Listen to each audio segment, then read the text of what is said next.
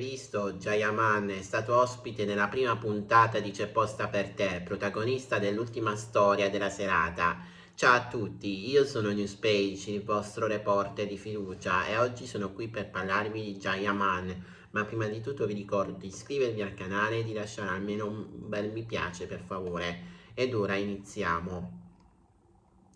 L'ospitata di Jayaman era la più attesa della prima puntata di C'è posta per te, e non per la sorpresa che l'attore turco ha fatto insieme a Francesca, Jessica e Noemi, nipoti di nonna Fina. Il protagonista di Sandokan è finito al centro di una brutta vicenda di cronaca, arrestato e poi rilasciato a Istanbul nell'ambito di un'inchiesta sul traffico e consumo di sostanze stupefacenti.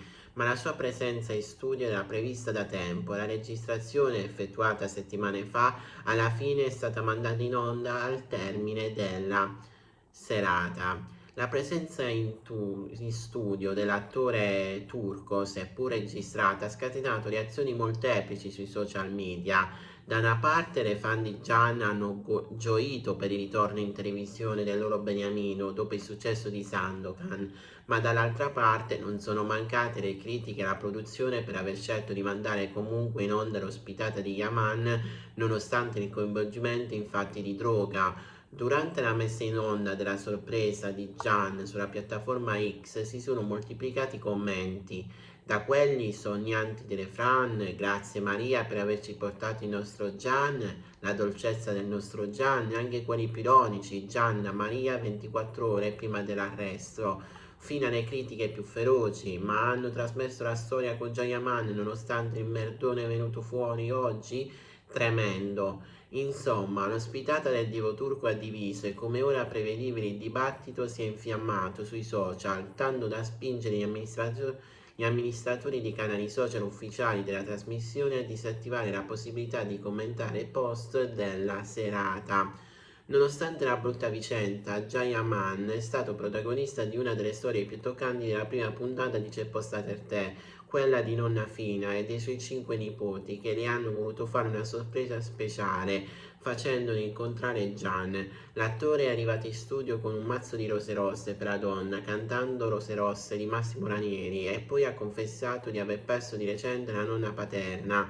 Addolcito dalla storia di nonna Fina, Gian si è aperto parlando della separazione dei suoi genitori e delle sue nonne, alla quale era molto legato. Yaman ha parlato molto della sua vita privata, poi ha regalato un anello che ha usato in una delle serie da lui girate in Turchia, il peluche di una leonessa e un assegno dall'importo sconosciuto.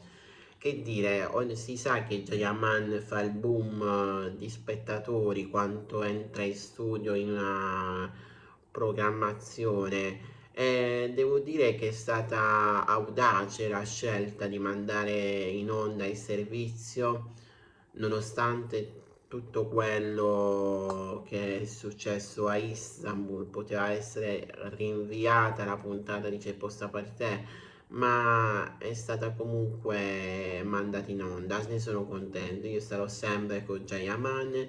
E devo dire, ad alcuni commenti, io leggo solo le notizie riportate su Google News, non me ne invento io le notizie, io racconto e commento le notizie che leggo. Quella che gli è stato trovato della droga addosso era una notizia che ho trovato su internet, su Google News. Visto che usciva una manetta, ho scelto quella che mi è sembrata più veritiera e l'ho raccontata a mio modo. Dal vostro reporter di fiducia è tutto, vi ricordo di iscrivervi, di commentare, di condividere il video su tutte le piattaforme social, e noi ci rivedremo in un prossimo video che non so quando lo farò, ma di sicuro ci sarà. A presto e buona domenica a tutti.